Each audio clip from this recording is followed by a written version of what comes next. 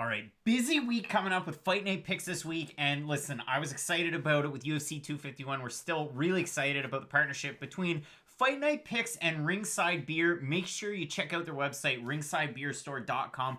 Enter the promo code FNP and you'll get 25% off of your order. It's a special offer for Fight Night picks viewers only. And listen, they've got awesome stuff. I'm not wearing the shirt today, but I do have a couple of awesome tap handles. The MMA tap handle, I've got the boxing glove. You can duke it out with your friends. Do not hit each other with them. They're incredibly hard. But yeah, make sure you check them out. ringsidebeerstore.com. You're going to get into the fight with those guys, and they're doing a great job over there. So make sure you check them out. Without further ado, as we always say with Fight Night Picks, let's get into it. It's time for 15 minutes of non-stop MMA, tackling the biggest news in the sport. Head into the chat and let us know how you feel. Live from Fredericton, New Brunswick, Canada, here's your host, Craig Allen. Ooh, and we are back and better than ever on a Wednesday. Doesn't normally happen with Fight Night Picks, question mark kicks. And listen, if this is the first time that you're joining the show, thank you. Really appreciate everybody for hopping into the chat already. We were chatting back and forth before the show even started, and I'm really looking forward to this one. We've got a great card, especially for a Wednesday night, and maybe there's some fights that might have typically gotten lost in the shuffle, but a lot of attention towards this one. The favorites that I've seen just kind of pop up or crop up between the fans, Mounir Lazzez, who's taken on Abdul, Razak, Alhassan. A lot of people on that Lazzez train. I'm seeing a couple of people going with Shimaev being a lock. I'm surprised. A lot of people familiar with Hamza Shimayev as well. The other guy that I wanted to mention, Andreas Michailidis. I mean, wow. Tons of support. If I look over at Best Fight Odds, this is one thing that I like to do. When we make our videos, we always go off of an average of the odds. So if you click on the far corner, you can get an average of all the different sites that they have available. And then you can see the line movement. And since open, the biggest difference is in the odds, a 37% shift for Khamzat Shimaev, a 37%, and then 34% for Andreas Michailidis, and you have 33% going towards Jack Shore. Now, I understand Michailidis still an underdog right now, but the odds are shifting closer to par with Jack Shore. He just pulls ahead even more. So kind of interesting there. And I'm going to head into the chat quick before we profile the entire card. Of course, you have this card coming up at, it's going to be 8 o'clock my time, so 7 p.m. Eastern. You have the start of the early prelims. So let's head into the chat. Martial arts fan saying, I like Gordon by decision. That's for Saturday night's card. Manny Lopez saying, locks of the night. I'm going to say this straight up, and I know it's like an open secret at this point. We harped on it when we made our picks last week. Molly McCann and Taila Santos. I know a lot of people jumped on McCann. Maybe she hasn't been the biggest shift in the odds so far, but Molly McCann over Taila Santos, and I like the mean mugging at the weigh-ins, as mean as you can get, I guess, under the circumstances. So let's keep going on through it. Sergio Flores saying, I don't think I'll bet on Belbizia. McCann, I don't know who else. MMA picks saying, good bonus card. You're definitely right there. It could happen. 21 Shimaev, definitely, and so on and so forth. So, Joe Lappy saying, what up, Craig? Looking forward to tonight's fight. I am as well. It's a really good card. And if we can kind of go through this, you've got an awesome main event between Calvin Kattar and Dan Ige, kind of giving us a little bit of parity at the top of the featherweight division. Arguably one of the best divisions in MMA. Bantamweight's on fire. Flyweight's on fire. Featherweight and lightweight and even welterweight to an extent. But from 55 down, you can always get excited when you see fights popping up there. That Ige Kattar fight, a really good one. And I mean, if we look at Dan Ige's last performance against Edson Barboza, did you think he won? A lot of people didn't. I didn't. I thought Barboza won. But overall, a really good one and a good matchup here. Co-main event, bit of a head scratcher as to why you have Tim Elliott, who's 1-3 in his last 4, taking on Ryan Benoit, a guy who lost his last one, and his last one was back in 2017 against one of the Mokhtarian brothers. All excitement, I guess. I know I get into it a little bit in the chat. Somebody saying Tim Elliott just signed a new fight contract, and I said in the video, the prediction video, maybe it's the last time we see Elliott if he loses. You're not obligated to fight out, or the UFC isn't obligated to let you fight out all the fights in your contract. So I'm just going to leave that where it is, but we'll see what happens there. MMA picks saying Rivera and Stamann should be co-main. I agree. It was just short notice, so that's why you get what you got. But you still could have probably thrown that one as co-main. And I think even at 45, it doesn't hurt that fight. It helps Cody Stamann because he just fought at 45 against Kelleher. And he seemed to think that, chances were back at bantamweight. But we get this oddity where This one's at featherweight as well. Harrison Garcia saying, love the show. Appreciate that, Harrison. Naden is saying, what do you think about McCann, Shimaev to get the job done? I like Shimaev. I really do. Did great work with Brave. He was getting finishes. At 70, he's really big. At 85, has the height advantage over Phillips. Phillips is a stocky guy. It's a tough one. Obviously going to kick it with Shimaev and keep the pick. I'm not the most confident in that one. I'll be totally honest, because John Phillips could put you on your backside, with a small blow of the win. So let's just say that for what it's worth. Curry Ninja MMA saying, I wanted to go for Santos, but Molly should get it done. Let's see what else. Martial arts fan going with Shore, and Jason Craig saying, I like Benoit now that Elliott is safe.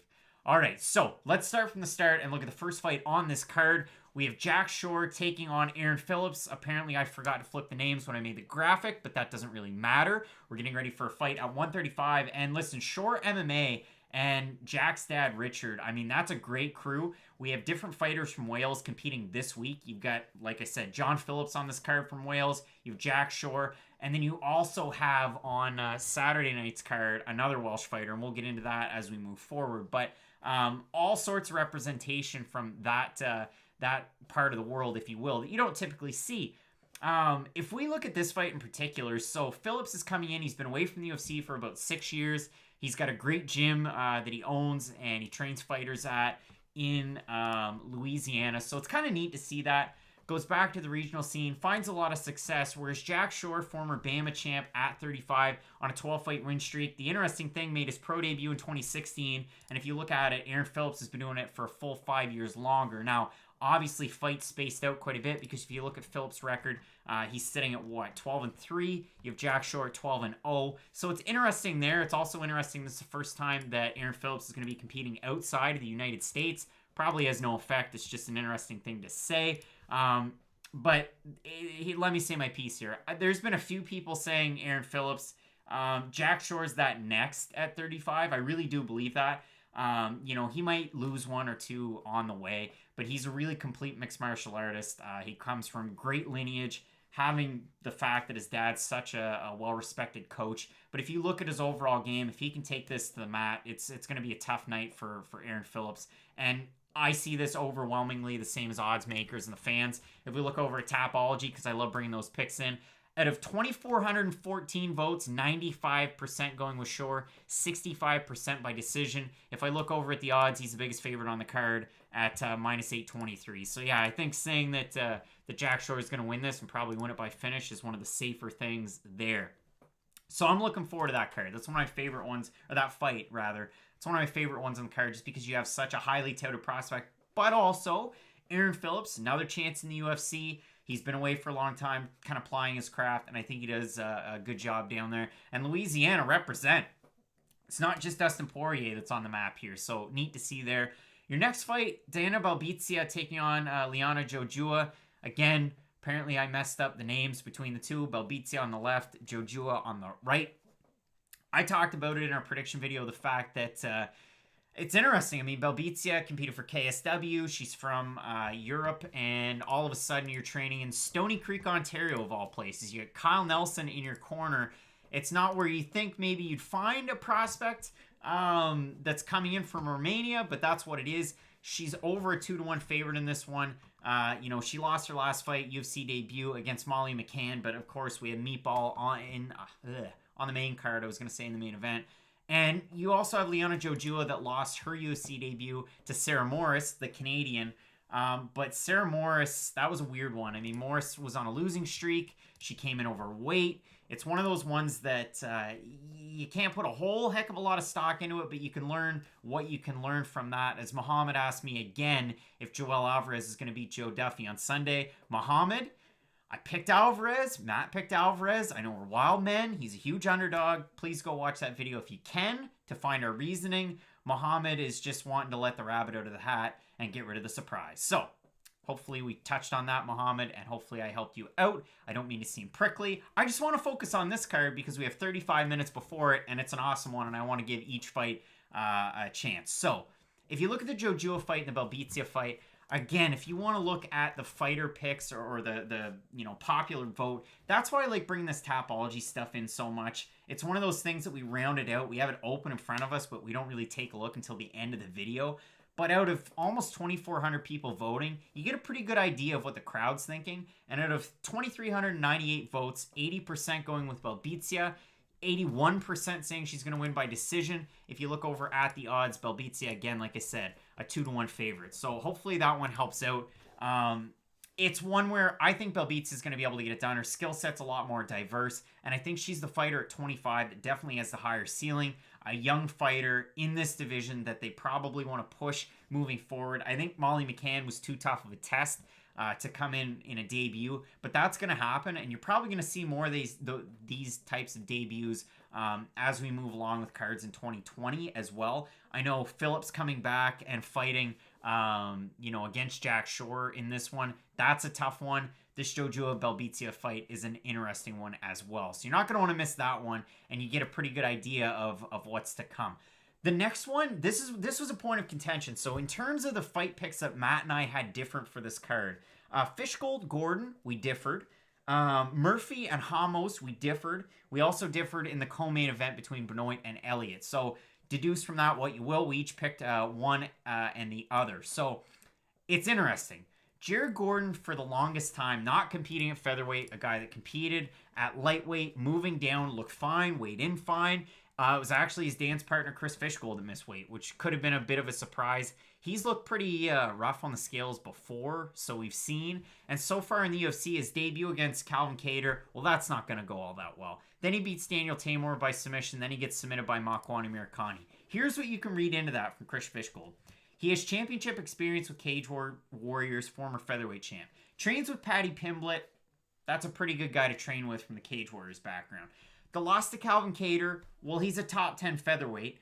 And you beat a guy who's, whatever you want to say about Daniel Tamor. You got David, you got Daniel, you got Tamor brothers. So he gets a win that's quality, I guess. I mean, it's a win in the UFC. It means something. Then he gets submitted by Mr. Finland. Well, you saw what Mr. Finland did to Danny Henry last weekend. Makwan Amirkhani's no joke on the game. So on the ground, that's what I'm trying to say. So if we look at this for the parts and parcels, Jared Gordon was also good on the regional scene, racked up plenty of wins. But since he's been with the UFC, it's been a mixed bag. And Matt and I talked about it. He's had 6 fights in the UFC. If you want to go through them, you can kind of say what you will. He fights Michel Quinones, gets a win, knocks him out. Michel Quinones, when was the last time you heard about him in the UFC? Hakron Diaz wasn't too bad, not in the UFC anymore. Loses to Diego Ferreira, loses to Joaquim Silva. A pretty big Joaquim Silva guy myself. Beats Dan Moret. Dan Moret isn't in the UFC anymore. And then he loses to Charles Oliveira, which is halfway predictable. I mean, Jared Gordon, it's a mixed bag. They put him up against the best of the best and he loses, or some really good fighters. You put Chris Fishgold up against the best guys and he loses. So you pretty much have an even playing field here. I really do see it as even. I'm not surprised that the fans over on Tapology see it. Out of 2,429 votes, 51% Gordon, 49% Fishgold. If we look over at the odds, listen, they favor Gordon minus 150, 155. The odds start around a pick'em. Chris Fishgold around a plus 130. To me, there's a lot of value in Chris Fishgold. I think if he takes it to the mat, submission threat, big time. And I made the joke, Jared Gordon submitting guys in the streets. Those were thugs. Those are bad guys. Good for Jared Gordon and his crew. But I like Chris Fishgold in this one. Matt picked Gordon. You got the power. He could back up Fishgold, and Fishgold has struggled against one power guy being Calvin Kattar lately, so take that for what it's worth. Danny D saying underdog picks. Chris Fishgold's an underdog, so there's one of my underdog picks. I have 2 for sure on this card, and I'll keep going through on this one. So going with Fishgold in that one. So far, Jack Shore, Diana Belbizia, and Chris Fishgold continue to hit up that chat. And if I miss you, I apologize. And if you hit up the super chat, I will praise you and I appreciate you. And I will take a little bit more time with your comments. So thank you. Danny D, I know you've hit up the super chat in the past, and I certainly appreciate that. So your next fight after Gordon and Fishgold is a really interesting one. You have 2 debuting fighters. You have Modestas Bukauskas training out of England, originally born in Lithuania, taking on Andreas Michailidis, from Greece, a couple of parts in the world that you don't see a ton of representation from in terms of the UFC. So I think it's awesome that we have that. And I said it from the start of the video. Andreas Michailidis and Mounir Lazzez, I've seen so much support for these two guys. I think it's awesome. And I know everybody that's tuning into the show, you guys are hardcores of the hardcores. Like, and we appreciates that about you. And I understand, you know, where you guys are coming from. But in terms of just people, whether it's in the YouTube comments or over on Twitter, there's a lot of excitement about some of these fights, and I love that. And I think this fight's one of those ones that maybe you would have seen with a Cage Warriors or an LFA or whatever. And I know these two guys are from different parts of the world. Maybe you wouldn't see it in LFA, but you catch my drift. Bukauskas, the former Cage Warriors light heavyweight champ, Andreas Michailidis moving up from middleweight, taking this fight. And it's interesting because a lot of people are behind Michailidis, really good kickboxer. He has a good ground game. I've seen a lot of people point to that. A lot of people were critical of my analysis of Michailidis' fight against Fortuna that fought in the UFC at one point with Titan. I'm still not sold on that performance. I went back and watched it quite a few times. I understand that he kicks a lot, throws a lot of good leg kicks, throws good body kicks. He neutralized Fortuna. He hopped in there and finished him. I get it, but Fortuna landed a lot on Michailidis, and he's as pure a grappler as they get, and he was getting happy with his hands. I think Bukauskas has a good shot in this one. I know it's not the popular pick right now, but I do still want to stick with Modestas Bukauskas. If we look over on Tapology now, because I think when we made the video, there might have been 300 votes. Now it's at 2,385. 83% going with Bukauskas. 81% saying a knockout, and if you look over on Tapology in terms of the odds, Bukauskas still favored at a -150. He opened a -265, so it's kind of crazy to see what we're getting there out of that one. But yeah, I'm sticking with Bukauskas. I know the gamblers are seeing the upside in Michailidis. The size is there, moving from 85 to 205. I just don't see it in that one. So I'm going to stick with the Bukauskas to get the win in the debut, coming over from Cage Warriors. What I was searching for was, he's keeping the win streak up. And I mean, if we look at it, Christian Lapsley, 2-4, doesn't mean a lot. Dan Konicki, 10-14, not that great. Marcin Wojcik, that was a big one. He got taken down a lot, but he was able to get back up to his feet. And I think that's the thing with Michailidis. Even if Michailidis takes him down early, I think Bukauskas is going to be able to continue to get back up like he has and keep it going. So I'm looking forward to that. NVivo here is spamming our chat, and so goodbye. See you later. Yeah, I don't need that in here. And we'll continue on. So if we look at the next fight, Ricardo Hamos, Lerone Murphy, I think that's one of the best ones that we have out here. It's such an interesting matchup because if you look at Hamos, yeah, I mean, he's fought at a lower weight class before. If you look at his opponent, Lerone Murphy, he's moved down. And it's the interest in terms of the striking. Both really unorthodox guys. Hamos maybe more so than Murphy, because from Hamos, you're going to see a lot more spinning attacks. You might see a drop elbow. You're going to see a lot of different things that you won't see from a lot of 45ers. And again, it's one of the best divisions, so that's why you got to keep it locked in. For Lerone Murphy, and I know a lot of people are critical of a couple of different starts, especially looking at next weekend's card where you have Arman Zarukian taking on Davi Hamos. This fight's eerily similar in terms of the excitement level because you look at Lerone Murphy in his debut, and I get it, it was a draw. He took on a really good fighter, and he was able to control pace at a certain point. His striking was fluid. He could switch stances. When he was on the ground, he had that nice little guillotine that he would toss in. Really interesting submission setups. Good, maybe not the best wrestling defense, but considering the fact that it was on somewhat short notice against a great wrestler, it showed me that he can hang with some of the best fighters in the world. And it was one of those guys where you have a bit of a question mark when you're looking at a guy that fought for FCC and a lot of different promotions. You're beating, Terry Doyle, that's 4-5. James McLaren, who was 7-4, 7-1, 8-3. Then he takes on Zubair Takugov, and it's a split draw. I mean, wow, that's big. And for Ricardo Hamos, I know, we're talking about his other fights. Kyung Ho Gong, I think he's great at 35. The loss to Syed Nurmagomedov that nobody can get out of their minds, that's kind of crazy. But in terms of this one, Matt picked Hamos to win, and I can understand why. I picked Murphy to win because I think if Murphy's able to close the distance and throws some kind of wild spinning stuff, I think he's going to be able to snuff out the offense of Hamos. And if I look over on Tapology out of 26, so 2,426 votes, 68% going with Hamos, 69% saying he's going to win by decision. And over on Best Fight Odds, Hamos favored at a minus 175 right now. He's continued to gain, and Lerone Murphy sitting around a plus 146. So that's where it is. 1777 memorabilia saying, what's up, Craig? Holla at your boy. I appreciate you for tuning in. I appreciate everybody for tuning in. The UFC betting experience going with English fighters going to get it done, or all the rest of the UK fighters are going to have a riot on Fight Island. That's wild. Big CEE saying you won quite a bit. Congrats to you. I haven't seen any of it. And I'm just going to stop the show right here. I mean, I want to see some of that. No, I'm just kidding. We'll continue on. I think in terms of this fight card overall, you can make a strong case for a few different fights to win Fight of the Night.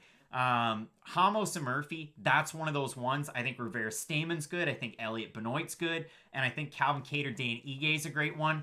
And a performance maybe bonus going to the winner of Abdul, Razak, Alhassan, and Mounir, Lazzez. But we're running out of time. We got to keep rolling through this. Let me know what you're thinking in terms of your Fight of the Night. Throw that down in the chat, and we'll continue on.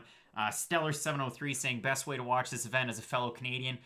Je sais pas, tu pourrais le trouver sur LDS. We're going to go French on it. RDS in Canada is going to have the prelims and the main card. TSN as well. The early Fight Pass prelims are still on Fight Pass in Canada. I'm sure you'd catch those over on ESPN Plus in the States. I apologize for the French. It's just we're getting Canadian questions. Let's continue on with it. Owen Young saying, great work as always. I appreciate you as well, Owen. And we'll move on to our next fight in our featured prelim between John Phillips, the Welsh Wrecking Machine. I know his nickname over on Tapology, I believe, is still the White Mike Tyson, taking on Khamzat Shimaev. And there are prospects all the time that Matt and I track. We try and keep a close eye on some of the smaller promotions. We watch a fair bit of Brave. We're huge KSW guys. One championship, the LFAs. You got to know who some of these different promotions are and who some of these fighters are that are popping up. I mean, you know, we look at next week and we have a great fight between Malcolm Gordon and Amir Albazi. So you got to kind of know the TKO in Quebec. You got to know Brave CF, a little bit of Bellator, this and that. And Shimaev performing on the regional scene has looked amazing. I know the fans are really seeing it this way. If you look over on Tapology at a 2,442 votes, 87% going with Shimaev, 65% saying he's going to win by submission. If we look over on Tapology, he's a big favorite, sitting as more than a minus 400. He opened as a minus 245. As I said, odds have shifted an average of minus 37% in favor of Shimaev. That's crazy. You don't see odds change that much normally. It's just the fact that for John Phillips, the guy looks like a fish out of water when he's on the ground. And I know we're talking about Welsh fighters. The other fighter that couldn't come to mind, if you look at Shore MMA with Jack Shore and his dad, I lost it for a second. Jack Hermansson's the guy that's trained with them in the past. See, Phillips and Hermansson fought, which is crazy because, again, how many Welsh fighters do you have in the UFC? Not a lot of them. And they fought, and for Hermansson, I said Jack Hermansson. I meant to say Jack Marshman. Sorry, there's a lot of names going around in my head. Yeah, in that fight, it was all the former paratrooper in Marshman. See how difficult it is. I'm starting to go a little nutty here. But yeah, for John Phillips, doesn't have a ton of success on the ground, and that's where a lot of people are going with Shimaev to get the win. His setups are great on the feet. He can switch stances very well. Trains out of All Stars in Sweden, which is one of the top gyms. And a lot of people say he trains with Alexander Gustafsson, so he must be a good fight. Well, let me remind you that one of kickboxing's best fighters in Gokhan Saki trains at All Stars, and that success hasn't translated in MMA. Just like CM Punk trained at Rufus Sport, and he's not a Pettis brother, right? So you got to kind of take everything with a grain of salt. But for Shimaev, does a lot of things well. His takedown attempts are set up well by his strong presence on the feet. He can switch stances. He can throw power shots. And I think for him to get a win, he just has to kind of figure out how to get in close without getting clipped and then take the fight to the ground. I think Shimaev has all the opportunity in the world to win this fight. I think there's a big opportunity for him to vault into the minds of a lot of MMA fans. I know you guys know who Khamzat Chimaev is, but a lot of people might not, and this might be the first time that they found out about him. And I think he has a really good shot at moving, really jumping up the ladder with a win here. And it's interesting, too, because a guy that fights at 70 but is moving up to 85. So I'll be interested to see if he gets a win, who they match him up with next. For John Phillips, not a good run lately. He won 3 years and 9 months ago over Otavio Lacerda, and then he had his UFC debut, got submitted by Charles Byrd, who's no longer in the UFC, lost to Kevin Holland by submission, not a submission artist, lost to Jack Marshall by split, and then beat Alan Amadovsky in a really quick knockout that I wouldn't say it's a fluke because John Phillips is a powerful guy, but Alan Amadovsky, UFC debut, UFC betting experience saying Phillips got a puncher's chance. You're right, he does, but yeah, I just don't see it here. Puncher's chance for sure. American Psycho saying great stream. I turned my 2 lights on. I've got really big the photo kit lights, and they're way too bright because there's sun coming in through my window. So I apologize for being this bright. I wish I wasn't, but I'm not going to get up and change it. So I appreciate you for tuning in. And yeah, I think the undercard on this one is one of those ones that it's not going to win a beauty pageant, and it's not incredibly exciting, but, sorry, name value wise, it might not be incredibly exciting, but overall, I do think it's a great card, and I think the prelims are going to deliver. So I'm going to have a sip of this, and we'll continue on. Matt saying, want to send out one of them FNP hats, the one with the Malibu vibe, almost 80s. I do still have some of those ones left. And we're looking at rebooting the store. So I appreciate that question, Matt. I'm assuming it's not Matt Allen, but Matt Allen, if you're watching, you're welcome to join back in. Works these days. Kyle Kelly, beautiful day in Edmonton, Alberta. Beautiful night of fights. Listen, hopefully you're enjoying it, Kyle. Big CEE saying I got Rivera by decision. All right, it continues on. And we've got a lot of different picks popping in here. So, producer Henny Boy saying, is that Tectate? You're going to love this. It's not Tectate. It's Beaver Buzz energy drink. Kyle Kelly would know what that is. A lot of people asking what it is. Beaver Buzz energy. You can buy it on Amazon. It's a Canadian energy drink.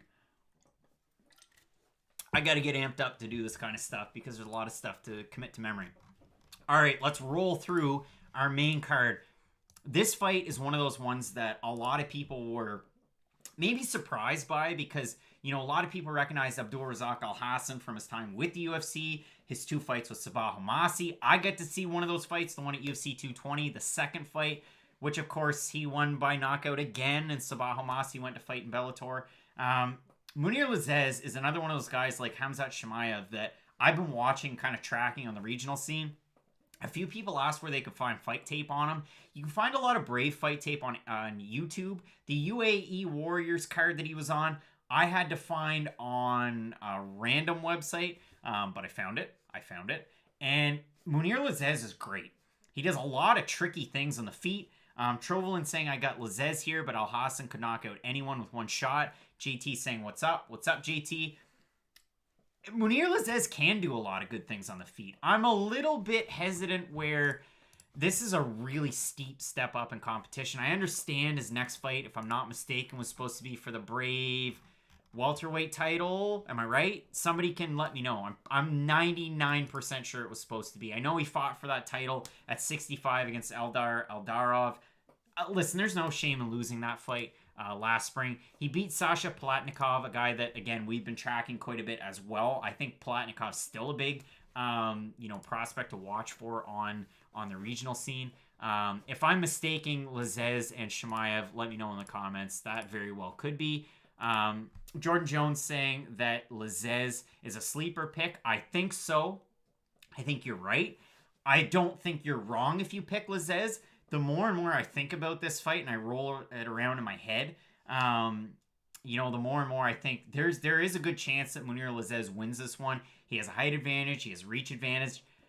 But I got to say, Abdul Razak Alhassan, for the time with Stephen Wright and the little bit that he's trained with the team over at Fortis MMA, and say what you want about little bit this and that, I think that Abdul Razak Alhassan, this is his fight to lose. I mean, you look at the odds. I know odds makers saw this and still see this as his fight. He's a heavy favorite, minus 340. But I agree with everybody in the chat. This is one of those fights that isn't as close as the odds say. And I'll further that. Out of 2,536 votes on Tapology, 92% going for Razak Alhassan to win, 90% saying he's going to win by knockout. And I see the MMA wizard saying, I just saw Alhassan weigh and he missed weight, doesn't look the same. The guy looks big. The guy does look big. So I'll say that for what it's worth. Producer Henny Boy saying that I should connect with Clint from Die Hard MMA. I follow his stuff, so I will say that one.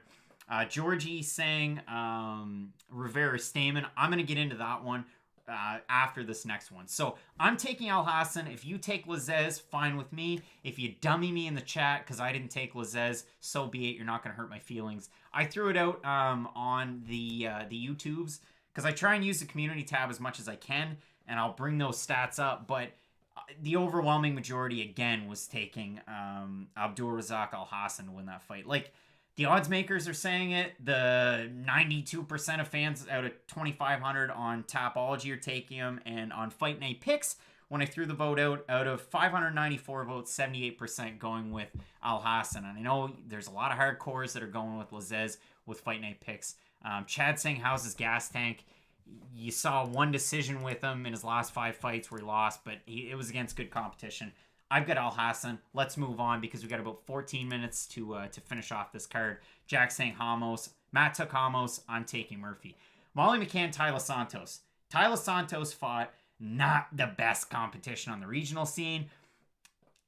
Listen, fighters that fight, I have the utmost respect for them. A lot of people rip us in the comments, this and that, but you know, I have the utmost respect for fighters and for what they go through, for the weight cut, for the lead up to the fight, all the training, this and that. But Taila Santos did not fight the best of competition coming up. Then she fought decent competition on Contender Series, the Brazilian season, gets a win there. Then she fights Mara Romero Borella, wins a split decision. It doesn't mean a lot to me. Molly McCann is ranked right now. You know, complain about the UFC rankings if you want, but she's ranked. She's fought really good names. And if you want to pick on her losses, they're the top-level competition. So I just want to put that out there. Liverpool's own. And it's always great to see the Liverpudlians representing. But yeah, I look at her last loss, the submission loss to Jillian Robertson, who just submitted Courtney Casey. I think that one's, you know, somewhat important. Then she beats Priscilla Cachoeira. Then she beats Ariane Lipski. All right, KSW champ. Then she beats Diana Belbizia. Now she's moving up fighting Taila Santos, who lost her debut. Like I said, I don't see Santos winning this fight. The odds have shifted since Matt and I made the picks. McCann might have been a slight underdog, or they were around, you know, pick 'em odds. Out of 2,534 votes on Tapology, 87% McCann, 87% by decision. And if I look at the odds, Molly McCann's now a minus 160 favorite. She opened as a minus 300.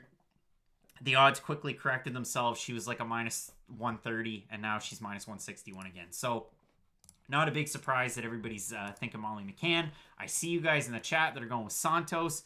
I'm looking, the MMA Wizard says Santos is a win over a girl who was 0-10. Exactly. Grunge saying, I've bet everything on McCann. Well, I wouldn't bet everything. I mean, anything can happen in these fights. Now, the sun's out of the window, so you can see me a little bit better. And we keep on rolling because we have 10 minutes for 3 incredible fights. Jimmie Rivera, Cody Stamann. A lot of people saying that Cody Stamann's going to take down Jimmie Rivera. The counter to that, Jimmie Rivera has 95% takedown defense in the UFC, and he's fought really good wrestlers. Jimmie Rivera is a good wrestler. Jimmie Rivera is a good boxer. He can do it off the back foot. He can do it when he pressures you. Not as good off the back foot. Had moments in the Petr Yan fight, but got dropped at certain points. Cody Stamann looked amazing in the fight against Brian Kelleher. The fight against Song Yadong was incredibly close. The fight against Sterling, well, you're going to lose to Aljamain Sterling. Both of these guys did. So, for parts and parcels, what are we going to get in this one? Jimmie Rivera, to me, has a lot more of the tools in his tool belt. I know Timothy's saying Stamann by KO. You're not going to knock out Jimmie Rivera. I mean, you're not going to knock him out. I know at one point he was, 21-1. He got knocked out by Moraes. He lost the decision to Sterling. He lost the decision to Jan. Cody Stamann's not going to knock him out. Straight up. If it happens, it happens. I really don't think it's going to happen. You can never say anything with 100% certainty, but Jimmie Rivera is going to win this fight. And Cody Stamann, while he looked good, again, Brian Kelleher is not Jimmie Rivera. So it is what it is. 1777 memorabilia saying, remember Rivera had COVID. Wonder if it affects his gas tank. Yeah, I hear you. Lyman Good had it and put on an all-right performance, but again, Bilal Muhammad's like a wet blanket, and he can really snuff out a lot of the good things that you have, so you got to kind of wonder about that, but I really do think that Jimmie's going to win. Cody's going to have to stand. Hazmat Control is saying with Jimmie, you're right there. So I'm taking Rivera. I understand if a lot of people take Stamann. Just my 2 cents is taking Stamann. Giancarlo Canales is saying Rivera by knockout. Hey, you're not.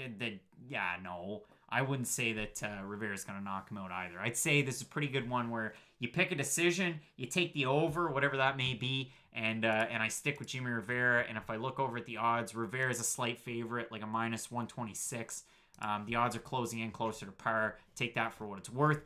Your co-main event, that's the strangest co-main event. It's a COVID co-main event. I guess, if we had that weird fight between Jessica Ai and Cynthia Calvillo not that long ago, took a second, that you can get a co-main like this between Tim Elliott and Ryan Benoit. And Tim Elliott, for what it's worth, people have called into question his gas tank. This fight's at 25, not 35. He fought Brandon Royval. Royval coming in on short notice. If Tim Elliott's going to beat, he's got to wrestle. Brandon Royval's a good grappler. I picked Royval. Ooh, boy. And Brandon Royval looked great. And listen, sometimes I get things wrong. I do. We've been good lately. Tonight might not be a good night, but, feel pretty confident in a lot of this stuff. But, yeah, I mean, I think that that this is Ryan Benoit's fight to lose. He had a good fight against Haile Alatang in his last one, in a fight that was buried on the prelims. I know that 1777 memorabilia is saying Elliott has 4 wins and 13 UFC fights, but look at the talent that he's fought. I'll say that for Tim Elliott. He's a squirrely fighter to try and fight against. I know he's 15-11-1. This is the weird thing, though. Like, he's a pretty decent favorite. Those odds are getting closer now. He opened as a -190. He's sitting at a -155. If you look over in Tapology, again, Ryan Benoit trained a ton of jiu-jitsu for this fight. And also, by the way, he hits really hard. And you don't see a lot of power punches at 25. Like, Pantoja, Davison Figueiredo, Brandon Moreno, those are the guys. If you look on Tapology at 2,696 votes, 71% Elliott, 69% saying he's going to win a decision. I don't think he's going to win a decision. I think Ryan Benoit finishes him, and I'll say what I said there. And if you disagree with me, you disagree with me. Matt picked Tim Elliott to win a decision.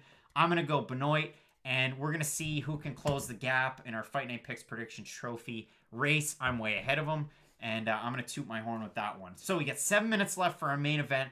Let me know what you're going with. Stellar 703 saying can't bet this one. They're both pretty bad. They're UFC fighters.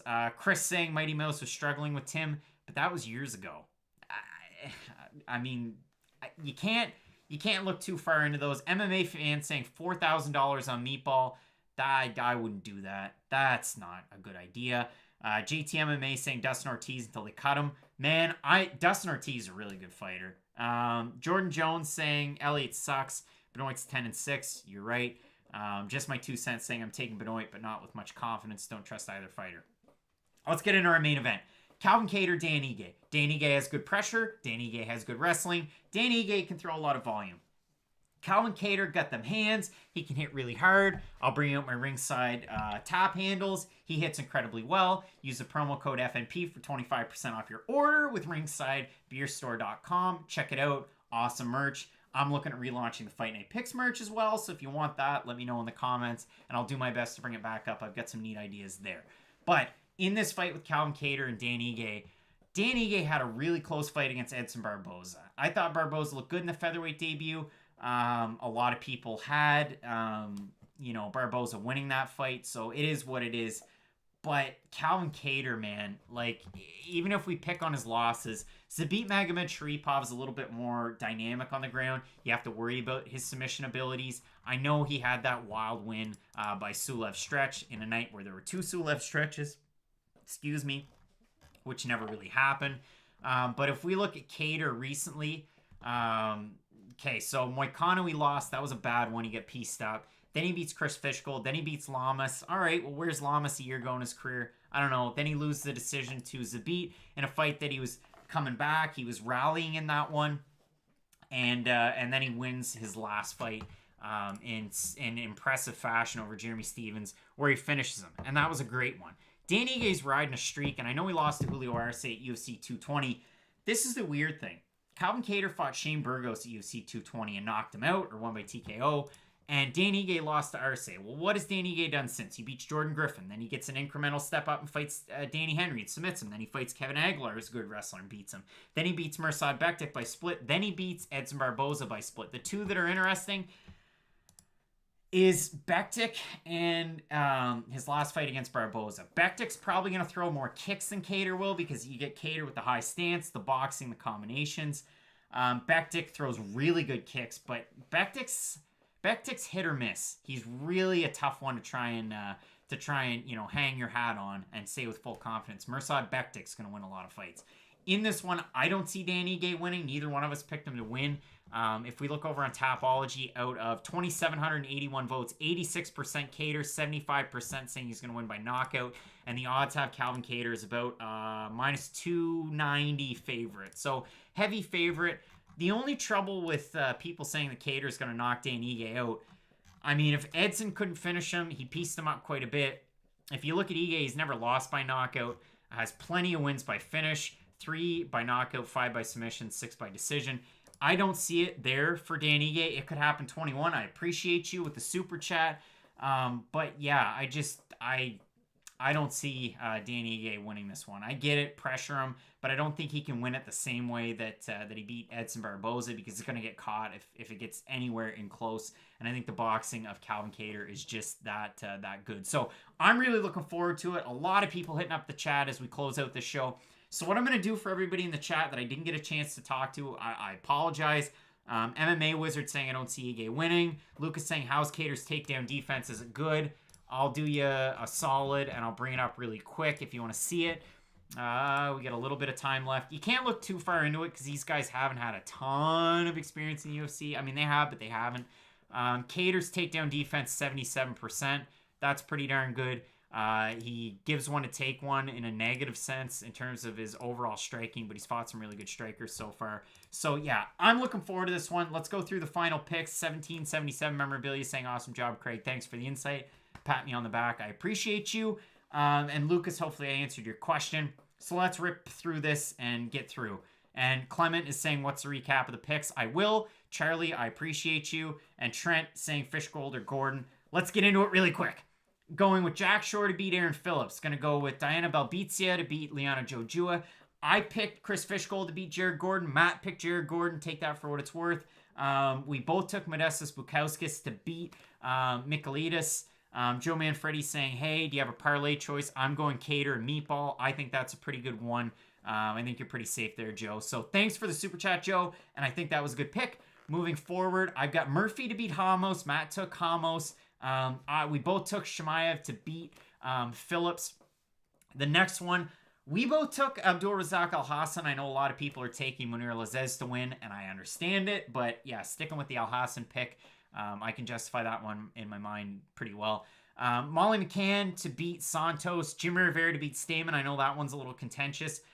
I picked Benoit to beat Elliott. Matt picked Elliott to beat Benoit, but I'm pretty confident in Ryan Benoit to win. A lot of people were ripping on my pronunciations. It's not pronounced like Chris Benoit, like we pronounce Benoit up in Canada. It's pronounced Benoit. And then in the main event, we both went with Calvin Kattar. So I hope everybody enjoys this card. It's just about to start. I appreciate everybody for tuning in. You can help the channel. Make sure you check out ringsidebeerstore.com. Use the promo code FMP for 25% off your order. Hopefully everybody has a good week. I'll have another episode of Fight Night Picks Kicks to get ready for Saturday's card. Flyweight title on the line between Davison Figueiredo and a really tough out in Joseph Benavidez. I know he finished the fight the first time, but it should be a really good one. So hopefully you can watch the rest of those videos. And yeah, really looking forward to it. And as we always say with fight, let us know how you feel. Live from Fredericton, New Brunswick, Canada.